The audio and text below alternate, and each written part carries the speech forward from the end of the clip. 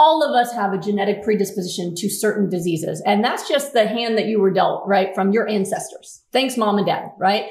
But the genes for illness need to be turned on in order for the expression of the illness. It's why I didn't have any symptoms for 14 years.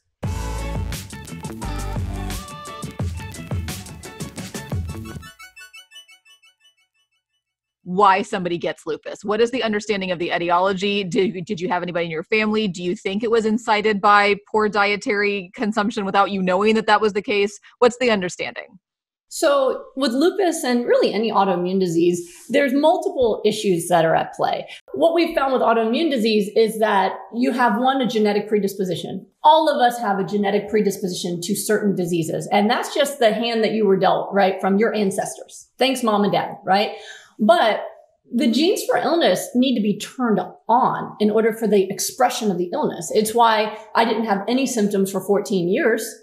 I didn't have lupus then, right? The gene expression was turned on. So just like someone with type 2 diabetes, highly genetically transmitted illness must be turned on. If you're a vegan ultra marathon runner, you will never get type 2 diabetes, right? So you have to have the right conditions to set off gene expression. And thankfully, the right conditions can also shut off gene expression, which is something that is really, that's a crux of what I do, is turning off gene expression for disease, right? So we know that hormones make a play. That's why a lot of women get lupus when they're pregnant or going through puberty or right after birth. There are severe infections that can cause it. I've seen people, I had somebody who had a really bad drug reaction that then developed autoimmune disease Sjogren's. I've seen it from, I met with someone with a severe autoimmune disease that occurred right after her ex-husband committed suicide. Mourning, and also trauma. You know, there was one study done where they looked at people in hospitals who were hospitalized for autoimmune. So obviously they're very sick if they're in the hospital with autoimmune. And out of the people who were hospitalized, 65% of them said that they'd had a childhood trauma. So trauma is especially linked to developing autoimmune diseases. And we see that even in the celebrity world.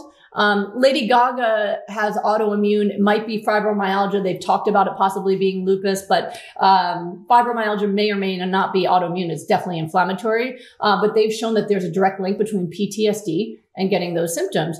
And she's in therapy called DBT for people who have had trauma. Then you look at like Selena Gomez. She has lupus.